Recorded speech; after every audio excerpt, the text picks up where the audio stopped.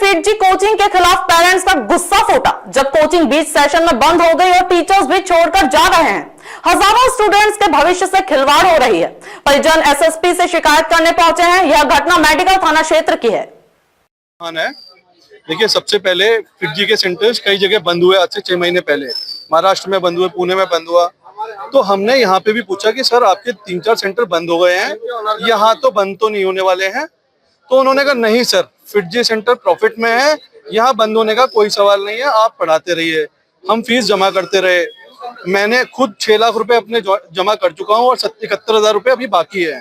तो इन्होंने ये बोला कि अभी आज से 20 दिन पहले भी हमने पूछा कि सर आपको ऐसी बात तो नहीं है। उन्होंने कहा नहीं सर, आप जमा कर दीजिए। और आज से 20 दिन पहले 3 तारीख को इन्होंने 1,04,000 रुपए का डिडक्शन भी कर लिया, जो मेरे 6 लाख में दिए हुए हैं। हम लगभग 400 ऐसे बच्चे हैं, 400 बच्चे की जो लगभग पर एवरेज मैं कहता हूँ 6 लाख रुपए से कम नहीं होगा। तो ये इन लोगों ने सबका पैसा ले लिया और इन्होंने बोला नहीं क्लास चलती रहेगी।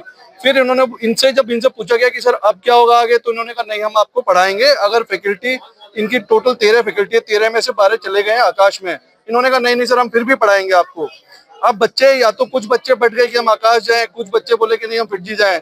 तो ये क्लासेस बच्चों की पहले ही डिस्टर्ब हो गए हैं। उनका मॉरल सपोर्ट इतना वीक हो चुका है, जो बेचारे 18 घंटे 12 घंटे पढ़ रहे थे, अब उनको ये पता नहीं है कि मेरे को कहाँ जाना है।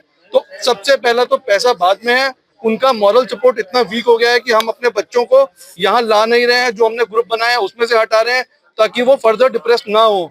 तो हम जब आज यहाँ एसएसपी साहब से मिले हैं तो उन्होंने कहा नहीं आप देखिए समाधान की तरफ जाइए, आप लड़िए नहीं।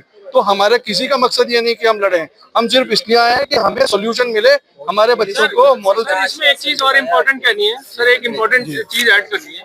मेरा नाम अमित जैन है। बेसिकली सर ने वैसे तो दिक्कत बताई दी है, लेकिन मैं शॉर्ट में ये कहना चाहता हूँ कि इस इंस्टीट्यूट के ऑनर जो हैं वो डीके गोयल हैं, दिल्ली में कहीं रहते हैं मेरे ख्याल से।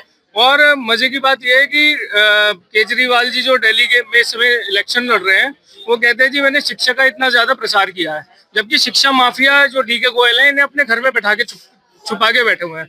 और बीजेपी के जो प्रधान जी हैं, जो मिनिस्टर हैं, उन तक भी ये बात नहीं पहुंच पा रही कि ये शिक्षा माफिया किस तरीके से बच्चों की जिंदगियों के साथ, उनके भविष्य के साथ खेल रहे हैं। हमारी बच्चियां 24 घंटे इस समय प्रत्याड़ित है मानसिक रूप से, लेकिन इन लोगों पे कोई फर्क नहीं पड़ रहा। अभी यहाँ कप्तान साहब ने भी कह दिया इसी तरीके से। इसमें हमें सबसे ज्यादा जो एसएसपी ऑफिस यहाँ पे आने का केवल एक ही रीजन है, फिटजी सेंटर जो मेरठ में प्रतिष्ठित सेंटर था वो शट डाउन कर दिया इन्होंने। शट डाउन होने के पीछे क्या था, 4 दिन पहले पूरी फैकल्टी ने मास रिजाइन कर दिया।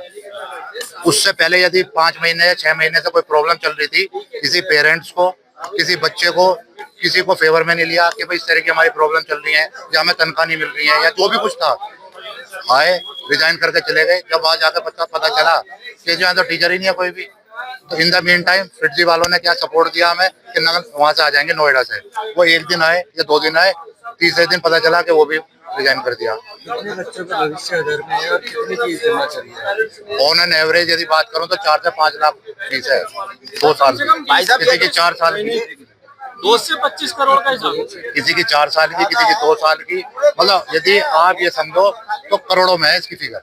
यदि आप 300 आदमियों के हिसाब से लगा दो 15 से 20 करोड़। उन्होंने तो ये बोला